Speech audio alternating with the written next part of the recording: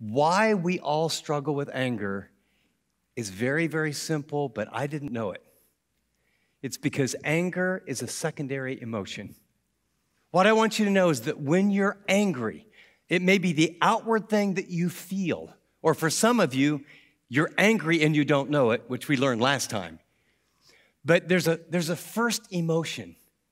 And what I'm going to tell you is that if you can begin to grasp, oh, I'm angry, and backtrack to what's really going on inside, I will tell you that anger, instead of being like this thing that you're a prisoner of, that you explode or you stuff it or you leak it, it can actually become something that will help you grow in relationships and in Christ like never before. And by the way, this isn't something you learn once. This last Monday, I jumped back into this material, was excited to teach it. I taught it 3 times last weekend. Monday, I was as angry as I've been in 10 years.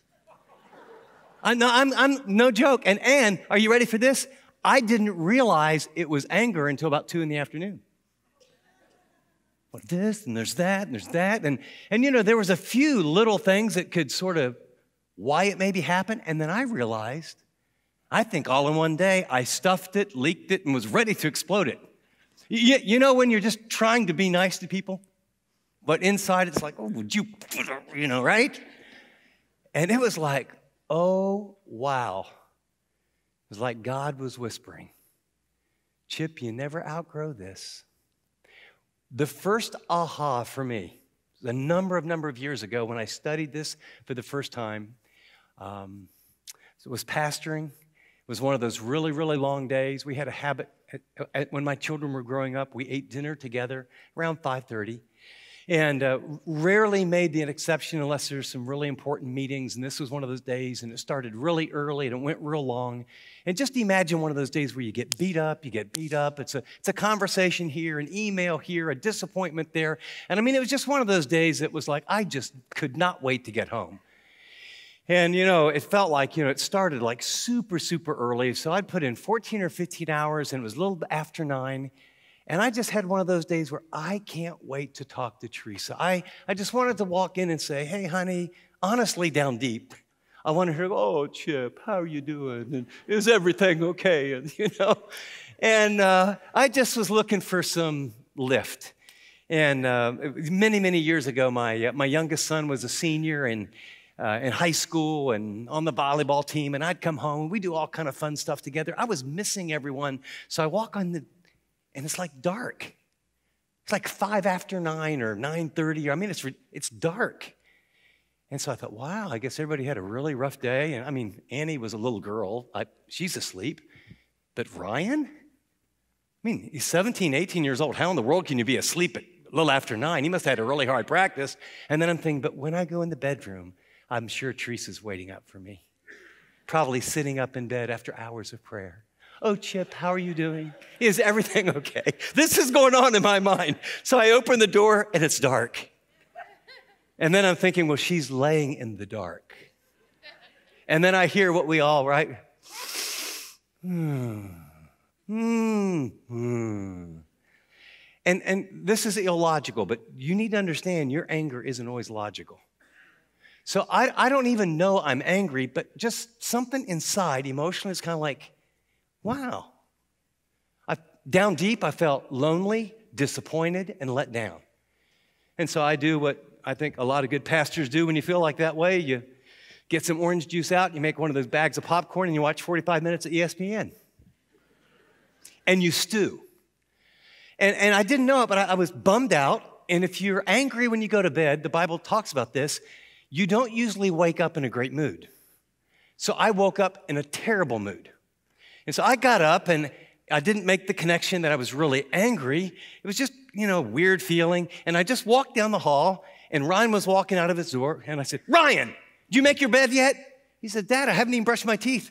I hear Teresa going, honey, he just got up. Hey, I'm the father around here. I can take care of this. So I walk by, and then, Annie's walking out, and she's just getting up. Annie, have you? And Dad, I'm sorry. And then so I walk in, and Teresa looks at me. She goes, wow, did you have a really rough night? I mean, what's with you? I said, what do you mean, what's with me? If I'm going to get this kind of criticism, you know what? I'm just going to work. I go out and, I'm a Christian. So I didn't slam the door. We weren't yellers and screamers, but I made sure she knew. So then I go out and I get my car. And I turn it on. I'm just go get some coffee and get out of here. And, they weren't around last night. They're not around here. And I'm teaching this for the very first time. I'm studying anger. And I'm sitting in my car. Get ready to. And then literally the Spirit of God said, Chip, what are you going to do with this? What do you mean? You're mad. Yeah, I am. You're going to teach people later this week that anger is a secondary emotion. How do you want them to respond? Like you are? No. So what's really going on? I literally sat in my car for 10 minutes, of course, with it running. And I processed, and I got to where, honestly, Lord, I'm disappointed, and I'm sad, and it was a rough day, and I just wanted some strokes and understanding from my wife and some conversation with my son. But as a man, and maybe this is for women as well, and I won't say every man, but to say when I got up, hey, honey, I really felt sad and disappointed, and I felt like I needed some emotional support, and you weren't there for me, and I'm a little out of sorts. Well, that sounds like a weenie. So, and it's vulnerable. I mean, like, what guy's going to say that to their wife? And so I bolt to anger. And then, by the way, you can be angry over here on this field. Poor Ryan, his problem was he got out of bed. And he just happened to be in the hall. Now, your laughter tells me that I'm not the only one that has experiences like this. After 10 minutes, it was like, okay, moment of truth. Either I'm personally going to learn that anger is a secondary emotion, and I'm going to deal with this, or, man, I can't teach next week. And so I remember I went back inside, and I manned up, and I said, honey, first of all, I'm sorry. I discovered out in the car that I was angry. She looked at me like, oh, really? He's a rocket scientist now, And then I told her, I said, I felt hurt and disappointed, and I missed you. And she looked at me like, so that's how you express it? And I said, oh, it's hard for me to say those things. And of course, when I was honest, she puts her arms out. Oh, honey, we can talk. And I thought, boy, it would have been better to start like this. And then, hey, Ryan, yeah, Dad. So it's me. You didn't do anything wrong. I was mad inside, and I leaked it out on you. And your dad just messed up. Will you forgive me? Yeah. Annie? Yeah, Dad, I'm good. Okay, see you later. Here's what I want you to know. Look in your notes. Anger is a secondary emotion. It is easier to be angry than face the deeper issues. It's easier to be angry than to face the deeper issues. In the book, Becca Johnson writes, anger isn't the first feeling coming through. Generally, it's just the first one to show outwardly. Whenever it surfaces, there's always something going on underneath. And then she writes, when I was late one day to pick up my son for school, I got mad at the clock, the school, the traffic lights, my watch, the school schedule, before I finally admitted the real issue. I was embarrassed that the school secretary had to call me to come get my son. When a client of mine got mad at his boss, he realized that the strong underlying emotions weren't insecurity and fear, not anger. When I got mad at the driver who made a gesture at me, I later realized that I was angry because I felt guilty for pulling out in front of him and put us both in danger. He said, I got angry at a colleague for not including me on a decision. And then I discovered it really wasn't anger, but my pride was hurt underneath.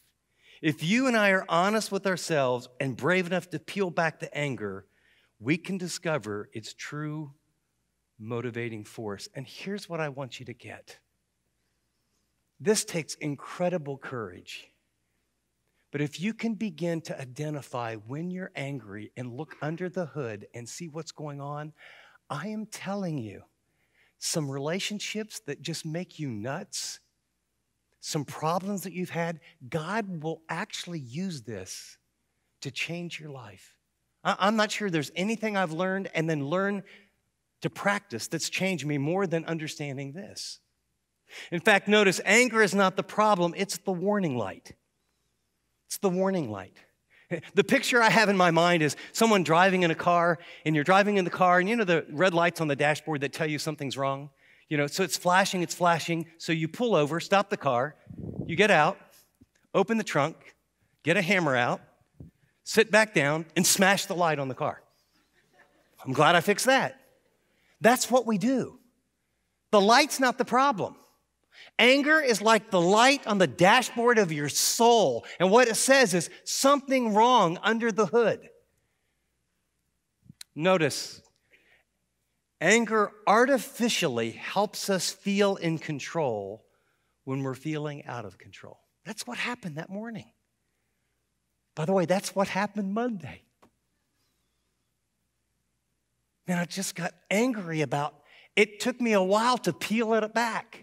But I was really angry, and it artificially made me feel like I was in control instead of admitting that I was hurt, that I was disappointed. I've put a picture here. It says, anger is the tip of the iceberg. I want you to see this picture. You can see it in your notes, but also on the screen. There's a number of reasons why we get angry. Let me give you a quick list from the psychologist and counselor, and then I'll give you 3 things that I boil it down to. When you're angry, warning light on the dashboard, here's what's going on under the hood for some of us. We're hurt, we feel guilty, shame, powerless, betrayed. It's our insecurity, we've been rejected. Our hopes were dashed, we feel trapped, hopelessness, helplessness. We have unmet expectations. We have resentment, envy, jealousy, pride, low self-esteem. It's because we failed. We have a sense of worthlessness. It's because we feel lonely, depressed. It's because we're anxious. It's because we're stressed out or under pressure. It's because we have remorse or we're exhausted, fatigued, or it's just downright grief. And when you lose something or you lose someone, it hurts so bad, you can just get mad. That's a long list, but I would suggest that 3 things anger reveals. Number 1 is hurt, which is just unmet needs. Number 2 is frustration, which is unmet expectations. And number 3 is insecurity. We just feel attacked. And what I want to do in our time, in both session 3 and session 4, is I want to peel those back and help you learn to look under the hood and realize I'm angry, but the reason is hurt. And then I'm going to give you a tool that when you feel hurt, here's how I can learn to deal with my anger in a righteous way where God can use it. Let me dig into a passage here. Hurt is from real or perceived unmet needs. Jot that down if you will.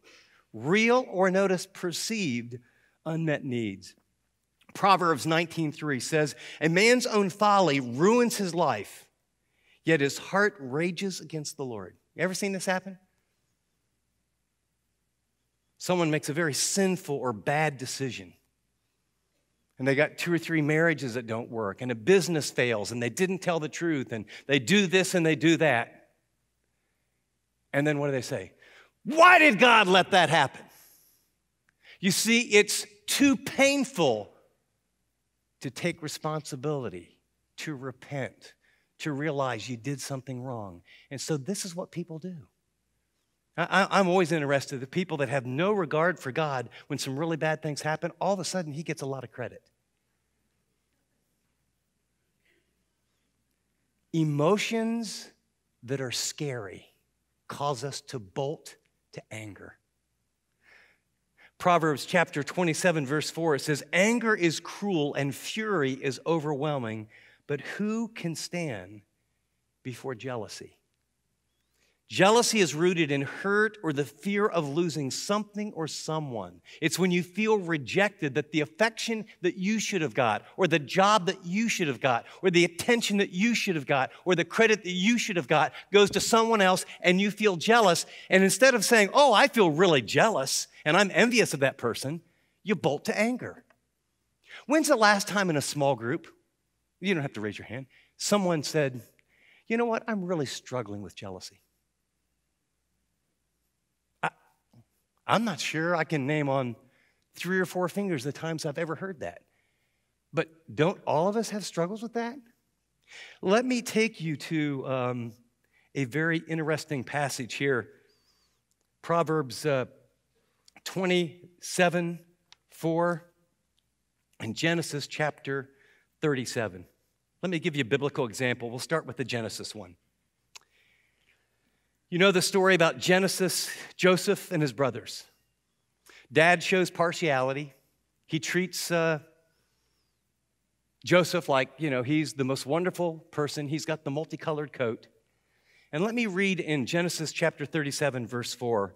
But when his brothers saw that their father loved him more than all his other brothers, they hated him and could not speak to him peaceably. See, they were jealous. And so the object of their anger, instead of at their father, that wasn't a safe place, they hated their brother. Did you recognize that of all the Psalms, 25% of all the Psalms in Scripture are called lament Psalms? In other words, what David does, unlike us, is we pray these sort of sanctified little prayers. David prays prayers, at least 25% of them go like this. Hey, God, what's the deal? This isn't fair. I'm ticked off. Where are you? After all I've done for you, this what happens? I'm serving you over here and they raid it. My wife and my kids are gone. How about you? Haven't you ever said, Lord, I got my finances in order. I made this general gift and then I lose my job. I've been faithful to you. I've kept myself sexually pure, and the boyfriend or the girlfriend or the person that I want, they go off with someone else. How many times do we feel like, and yet we stuff it? God says, I can take it. What they really had was the unmet need of a dad who really cared about him. David tells God how he feels, and then there's a pattern to these lament psalms. Man, he gets it out, and he shares it, and it's raw. My God, why have you forsaken me? Where are you? What's the deal? And then he usually pauses somewhere in the middle and says something like, yet nevertheless, and he always goes back and looks in the rearview mirror. You have been faithful to Israel. You were faithful in my past. You did this and you did that. And he processes it after he lets his anger out and he gets real with it. And then he says, okay, I'm going to follow you. And he ends up praising God. See, what I want to tell you is that you have to get your anger out. And you got to get out in an appropriate way, and God can handle it. One of the reasons that I write in my journals, there's times I don't know what I feel, but I'm just going to be raw and honest. And when I get it out on the paper, I realize, wow, that's ugly. Or that's how I really feel. But something happens that's very holy and therapeutic when we deal with those things. So let me give you a tool to deal this with people. The tool is called an I feel message. It's how to communicate your needs when you feel angry. I got this out of counseling that Teresa and I had many, many years ago, and you will get it for free. We had on the refrigerator, Teresa and I could not resolve anger. She thought anger was bad and wrong, and so she stuffed it. I thought anger was bad and wrong, and I leaked it until now and then we both spewed it just a bit. So we couldn't resolve things, so we had a pattern that I'm sure is common with many of you, is we'd be mad and we would struggle, and then, when we're really mad, like you lay in bed and she faces that way and I face that way, and I always had the bump and roll method that never worked, but I always would sort of bump and then sigh. And that meant there's still time for you to apologize. And either she's as stubborn as me, but it was a highly ineffective method. And then she would be really, really quiet. She would withdraw. I would attack. She would withdraw. I would be sarcastic. And then it's like you can't live that way forever. So we would never resolve it. And then by about 2 or 3 or 4 days, we would just pretend it didn't happen and go on. But what I learned over time was when you never resolve it, you're putting thin little layers of resentment. Thin little layers of resentment. thin little layers of resentment. And it comes out in your communication, or it comes out in the bedroom, or it comes out in your words.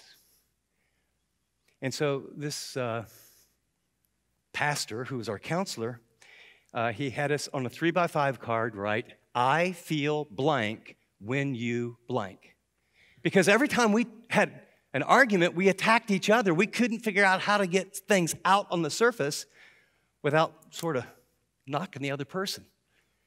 And so let me give you a couple examples. I feel hurt when you pay more attention to the kids than me. I feel hurt when you give more of your energy to work than me. I feel disappointed when you forgot our anniversary. I feel rejected when I want to draw close to you physically and you give me the cold shoulder. I feel angry when you shout and raise your voice and make me feel afraid. And so on our refrigerator was, I feel blank when you. And so words like hurt, disappointed, I feel sad when we're not getting along. And then if you really want to take it to the next level, it's I feel blank when you, and then you can add I wish. Not you ought, not you should, but I wish we could talk calmly about our schedules so work and kids don't interfere with our relationship. I wish we could. And what I can tell you is, you know what happens is, first of all, you can't argue with someone's feelings. They don't have to be right or wrong. But I feel is a heart message. And when you is just, it's getting something on the table. And an I wish is saying, you know what, wouldn't it be great? I'm not blaming. Wouldn't it be great if this worked out a little bit different in our relationship? You'll notice in your study guide, we have some questions for you to walk through and think about. But here's what I want to do before we move on. Lean back. Put your number 2 pencils down, which no one has, of course. But I want you to close your eyes just for a moment. And if there was one person, a mate, a child, a parent, a boss, a supervisor, a friend, that you would say there's some either anger or resentment that you need to give an I feel message to, I want to give you a moment right now to kind of in your mind's eye, to just frame it in a safe place right now, just before the Lord. I feel sad. I feel mad. I feel hurt. I feel lonely. I feel disappointed. I wish we could.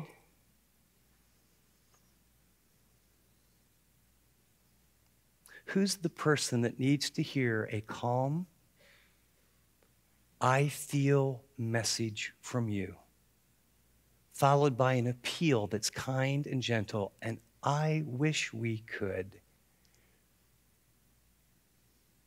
Have you got it? Yes, it would take a lot of courage. But you know, there's a lot of energy going into resentment, unresolved issues. And it doesn't have to be a big deal. I feel left out when you call a meeting with the other supervisors that I'm not included in. I feel hurt when you don't share with me what you shared with the other people. I feel disappointed that you didn't trust me with that information. I wish you could.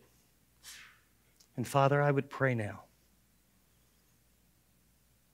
that you will help my brothers and sisters before you commit to share an I feel message this week with someone that anger or resentment or bitterness seems to be something that just keeps coming back, sometimes just over small things.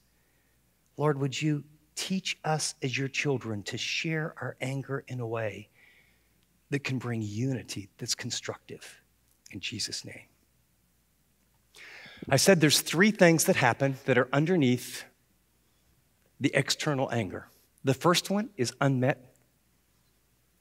needs, hurt. The second is frustration. Yes, anger is a secondary emotion. Yes, it takes courage to look below the surface. Yes, we're all anger and have lots of emotions under there. But the second one is frustration. And here's what I mean by frustration. Frustration is real or perceived unmet expectations.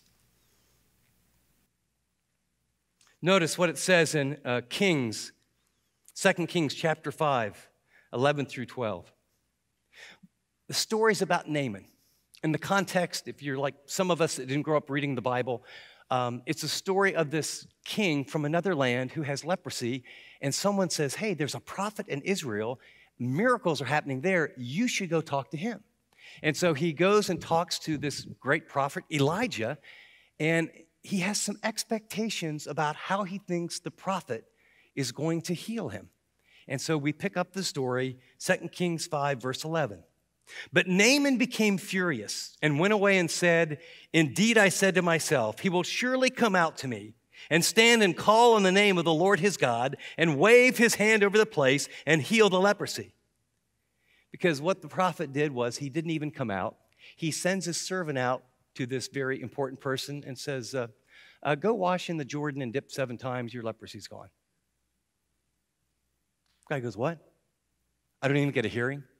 I mean, there's better rivers where I came from than the Jordan. Are you kidding me? So his expectations are he's going to wave his hand, have this big moment, and it doesn't happen. And so notice what happens here. He talks about there's better rivers where I came from, and then he goes, could I not wash in them and be healed? So he turned and went away in rage. Fortunately, he had a servant that said, hey, boss, might be worth a try. I mean, if he would have told you to do something really hard, you would have done it. Why don't you just go ahead and do what he said? And of course, he does, and he's healed. But notice, when we expect something, and our experience is here, if it's a small distance, we call it frustration. If it's a big distance, we call it anger. And it's true of all of us.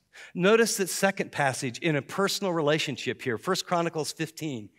David is coming back and he's bringing the ark into the city. And David is a wild, open worshiper. He's an extrovert and he's so excited. And he's coming in and there's the ark and there's music and he's twirling and he's dancing and he's giving glory to God. And his wife is up in the window and she's seeing the king, her husband, walking in, dancing like that. The text in 1 Chronicles 15 says, and it happened as the ark of the covenant of the Lord came to the city of David, that Michal, Saul's daughter, looked through a window and saw King David whirling and playing music, and she despised him in her heart. Why? She had an expectation of, this is how kings, especially my husband, should act. I'm embarrassed. And not only I'm embarrassed, but he's sort of violated my unspoken expectations that here's decorum and here's how you need to act.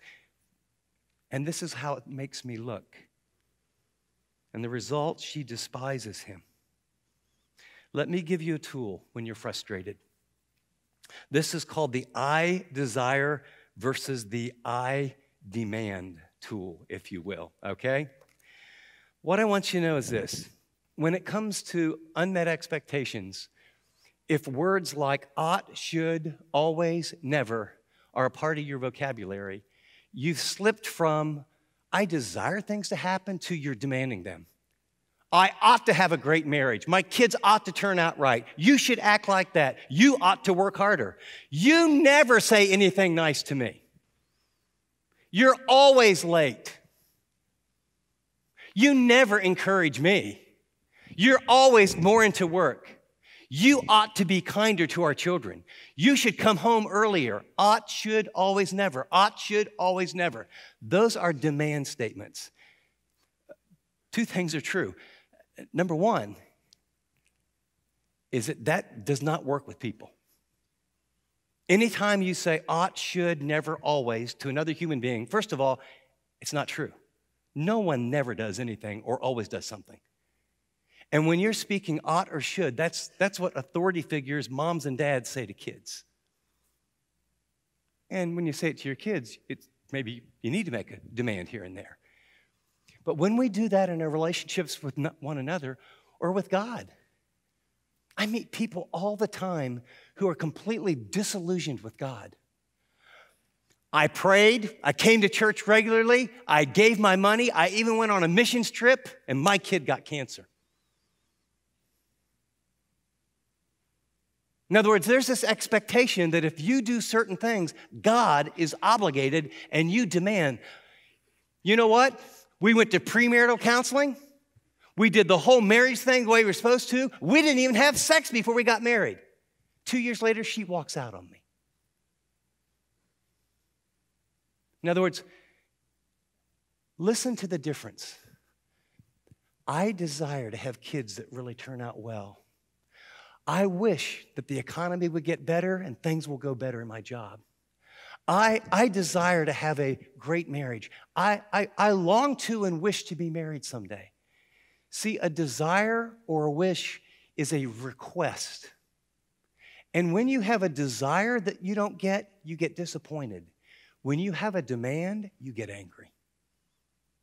Naaman was ticked off and almost missed God's will and God's blessing because he had preconceived in his mind, this is how God has to show up. And if he doesn't show up like that, well, now are you ready for this? You grew up in a family, and I grew up in a family, and you grew up in a part of the country, and I grew up in a part of the country, and especially around here, you come from a culture, and there's people in this room and in this church, of course, where we live, from multicultures. Do you realize they all, and we have different expectations? Very different expectations about what ought to be. When I married my wife, she had a father who was very handy. Repaired the car, filled it up with gas. She married me. She had expectations. She was very angry at times because this is what a man is supposed to do.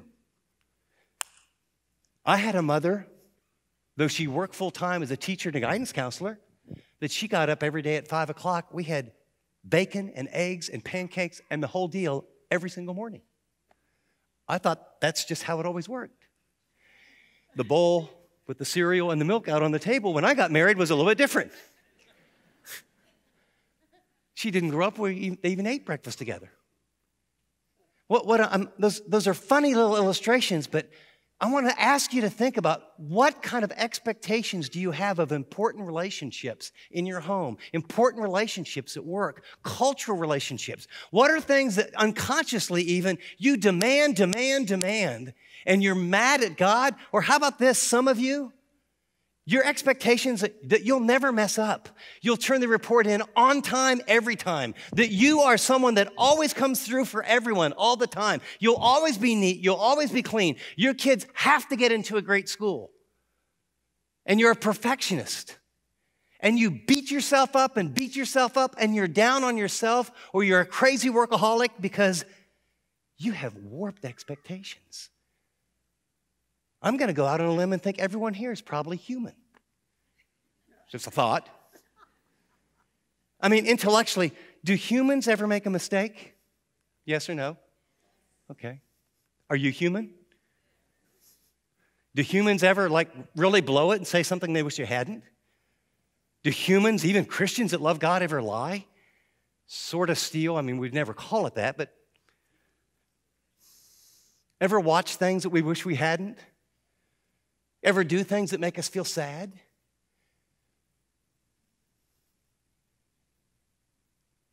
I have a list of cards. I'm a very goal-oriented person.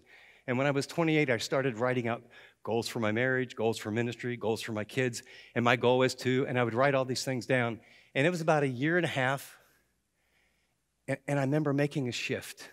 I read a verse that changed my life. Psalm 37:4 says, delight yourself in the Lord, and he'll give you the desires of your heart. And I went through all my goals, and I put an X through them. I desire to have a marriage that would honor God. I long to model righteousness and holiness and love before my children in a way that they would catch it from their Heavenly Father. I desire, if you would allow, to put something in print someday that would bless and encourage other believers. I long, I desire, I changed all of them because I realized a goal is something I can accomplish. And a goal put me under this. I was already a workaholic. Man, this was like gasoline on the flames. So let me ask you then, what about your expectations? Notice a gentle answer turns away wrath, but a harsh word stirs up anger.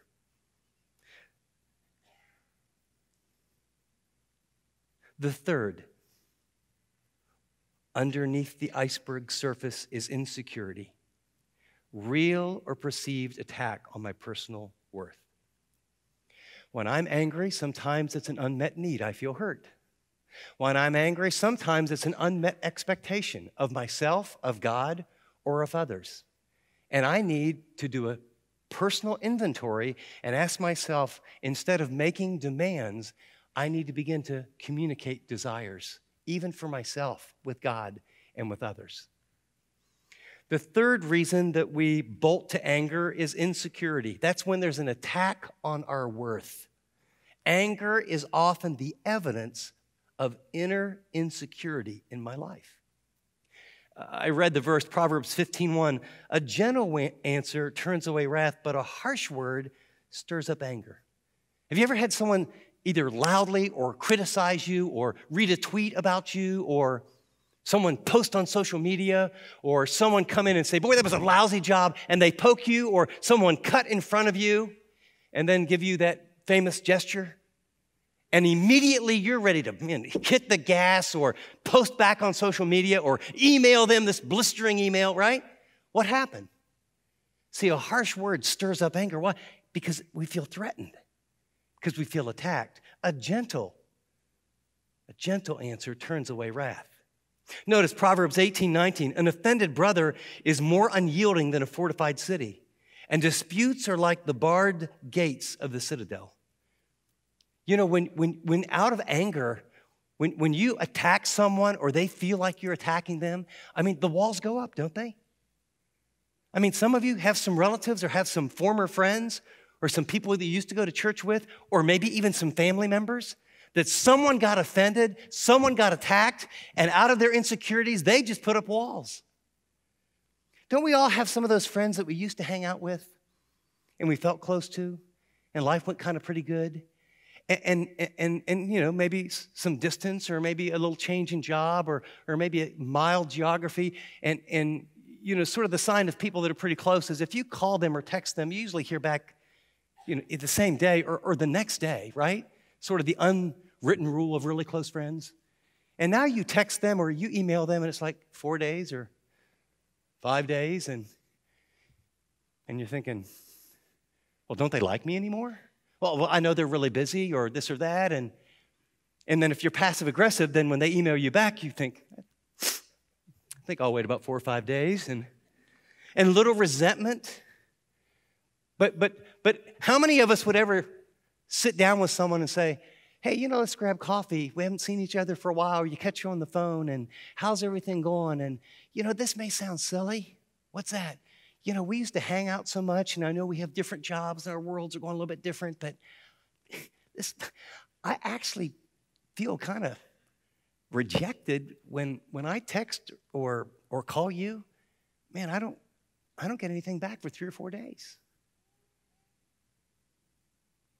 Because, you know, as crazy as that sounds, even as I'm talking, people are coming to your mind that you realize there's some resentment that grows. And if you're a stuffer, it goes down inside your heart. And if you're a leaker, you'll joke, hey, did you get that email? Or, oh, I know, your life's really busy now. You probably don't answer people for a month or two. And really what you don't want to do, I want to get it out here, but if they say something, well, I'm just joking, you know. But you hope they get the message. And if you're a spewer, you'll sit on it for quite a while, and then you'll say something really stupid that might separate you as good friends when there's maybe a lot of good reasons of why that is happening. Let me give you a couple biblical examples of what happens when our insecurity is sort of poked. 1 Samuel chapter 18, it's the story of Saul and David has killed Goliath, and now David's getting famous, and Saul is the king, and he's appointed him over his troops. And so David went out wherever Saul sent him, and he behaved wisely, and Saul sent him out over the men of war, and he was accepted in the sight of all the people and in the sight of Saul's servants. Now it happened as they were coming home, when David was returning from slaughtering of the Philistines, that the women had come out of all the cities of Israel singing and dancing to meet King Saul with tambourines and with joy and with musical instruments. And so the women sang as they danced, Saul has slain his thousands and David his 10,000s. Then Saul was very angry, and the saying displeased him. And he said, they've ascribed to David 10,000s and to me only 1,000. Now what more can he have except the kingdom? He's just threatened. I mean, instead of going, you know what, I must be a really good delegator. You know what, I got an eye for talent. I found that guy, and wow, look at how the blessing of God is here in Israel because I was able to support that guy and launch him. But no. We're all desperately insecure. That was one of the probably biggest lessons I ever learned. In the very first pastorate, it was out in a little rural community, but it was a group of people that wanted to have a church where they lived because they wanted their kids out of all the hustle and bustle of Dallas. But once I got to be the pastor, there was only 35 people, but this guy owned an insurance company, and this guy dealerships, and this guy owned that, and this guy owned that, and they were all very wealthy and very powerful people. It was really, really intimidating. You know, we're going to be gone because everyone's going skiing in Vail, or we're going to be doing this, we're going to be doing that, and I remember feeling really, really intimidated. And I read a book by a Swiss Christian psychologist. It was translated from French to English, called The Strong and the Weak, Paul Tournier. And the book is very simple. He takes all of his patients, and he said, everyone is desperately insecure, rooted right from the fall. You know, from the day that the garden where sin entered, God said, where are you? And Adam, for the first time, became self-conscious and realized there was inadequacies, and so he hid because of his shame. And we have all been hiding because of our shame. Down deep in your heart, down deep in my heart, we honestly feel that if someone really saw, psychologically, emotionally, saw who we really are, they would reject us. And so we pose. And some people pose to keep a distance by strong reactions. They power up. They have this many people reporting to you. This is where I go. This is what I do. Here's where we vacation. And you just think, I don't want to be around that person. But some people, in their insecurity, have weak reactions. And they withdraw. And they're not just shy, they're super shy. And they avoid risk. And sometimes they look at their feet a lot. Or if they begin to open up, they tell you about all their problems, and they're a victim, and you listen the first time, and then the second time, then the 8th time, and then you see them in the hallway of church, and they're coming this way, and you think, I'm going to take the other hallway. Because I've heard this, it's like a record. You push the button. Because every one of us, but you know how freeing it is? There's not a person in this room, there's not a person watching this, there's not a person on this planet that isn't desperately insecure, that doesn't have fears that we're going to be revealed.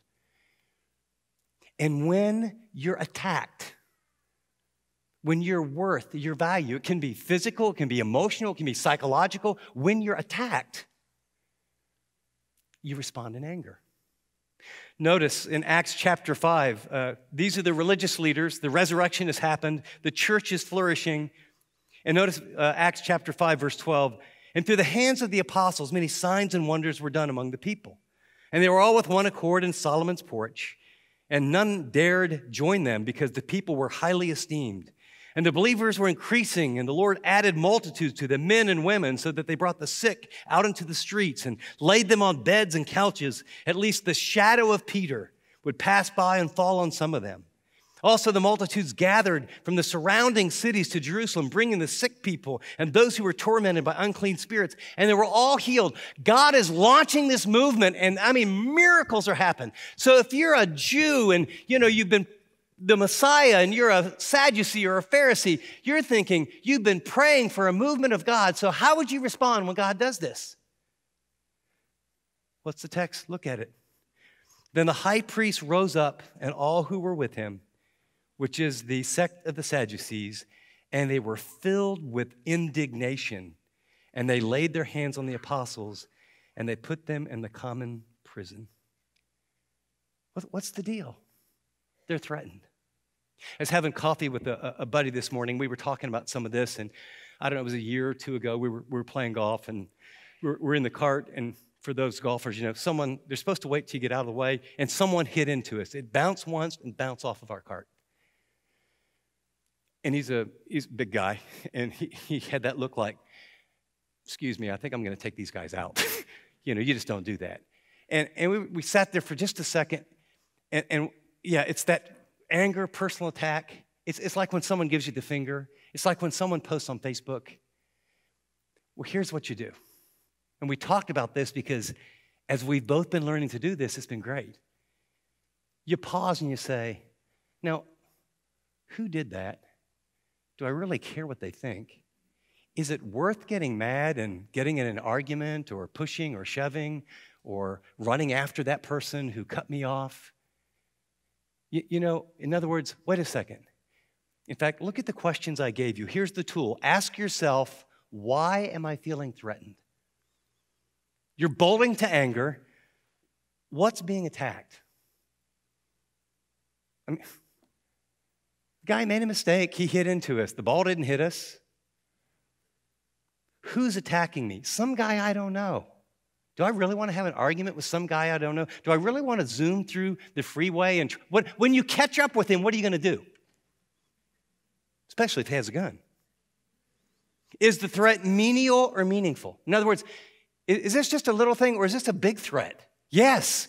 God made me fight or flight. Man, I think my family's in danger. You better be angry. You better be ready. Hey, personal attack, sometimes you... And then finally, whose approval am I seeking anyway? I had an experience here recently. There's a church in the Chicago area that the pastor and I were friends many years ago, and he's gone through some really, really painful things, made some really apparently bad decisions, and we haven't talked in many, many years. And just everything was on the news and just horrendous. And he was excused from his church, and there's just all kind of social media stuff surrounding it. But it was Easter. And my son, when he was in Chicago, went to that church. My daughter, when she was in Chicago, she went to that church. I've got friends at that church. My other son helped them with their worship. And they said, hey, is there any way, we're in a jam. You know, a few thousand people have left. Finances are a mess. But the church is hurting. Could you come and preach for Easter? And I thought, well, that congregation, well, of course. I mean, it's the first Easter I was free in about 35 years, you know? Sure. And then all of a sudden, I'm getting all this stuff on Twitter. I thought Ingram was an honorable person, but he must be. And all these people saying stuff that don't know me. And everything in me wanted to go, wait a second, you know, how in limited characters can I straighten everybody out? You know, man, but that's not, you know, and I felt all this anger inside. Has this happened to anybody else? And then you just realize, wait a second. Has anything ever been resolved like that? Will entering this fray honor God? If I say something, am I expecting to get no response? Or am I expecting to go, oh, thanks? Those few little words you said on Twitter explains it all. You know what was being attacked? My character, my reputation, and I'm insecure. And I wanted to straighten everybody out. But whose approval do you need? You've got Christ.